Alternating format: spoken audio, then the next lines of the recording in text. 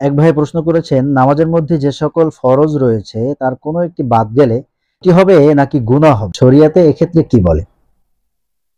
মূলত নামাজের মধ্যে আরকান এবং আহকাম 13টা ফরজ রয়েছে।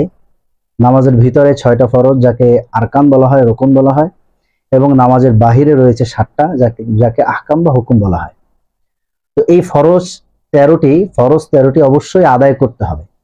যদি কারো নামাজের মধ্যে এই 13টি ফরজের কোনো একটি ফরজ ছুটে যায়, অবশ্যই তার নামাজ ছুটে যাবে। তাকে আবার নামাজ পড়তে হবে। যদি সে আবার নামাজটা আদায় না করে, সেক্ষেত্রে অবশ্যই সে নামাজ তরককারী হিসেবে গুনাহগার হবেন, কিন্তু তার নামাজটা আদায় কখনোই হবে না। আমাদের জানা থাকা জরুরি, সেটা হলো নামাজের মধ্যে যে ওয়াজিবগুলো রয়েছে, ফরজগুলো রয়েছে, ফরজ ছুটে গেলে নামাজ আবার দোহরিয়ে পড়তে হয়। ওয়াজিব যদি ছুটে যায়, সেক্ষেত্রে সাহু সিজদা দিলে আমাদের নামাজটা আদায় হয়ে যাবে।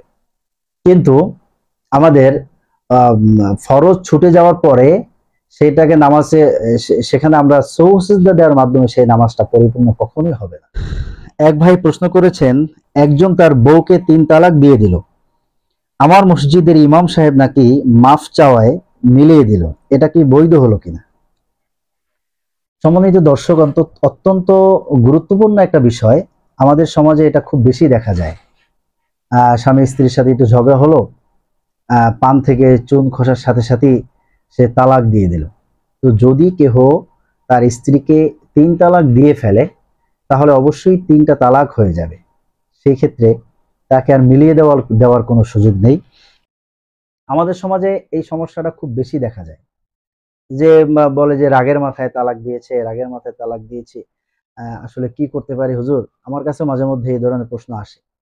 তো আসলে একটা মানুষকে যদি একটা ধারালো তরবারি দিয়ে যদি একটা কোপ দেওয়া হয় গলার উপরে, তো আমার কাছে এক ভাই আসছিল, ওনাকে ঠিক এই প্রশ্নটা আমি করেছিলাম যে, ভাই বলেন তো আপনার গলাটা কাটবে কিনা? সে বলল, হুজুর অবশ্যই কাটবে। তো বললাম যে তালাক শব্দটা ঠিক তার চেয়েও ধারালো। আপনার স্ত্রীকে তালাক বলার সাথে সাথেই সে তালাক হয়ে যাবে। 3টা তালাক, এজন্য ইসলাম শরীয়ত আমাদেরকে 3টা তালাক দিয়েছে।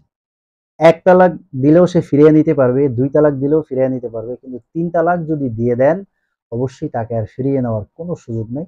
অবশ্যই তালাক পতিত হয়ে যাবে।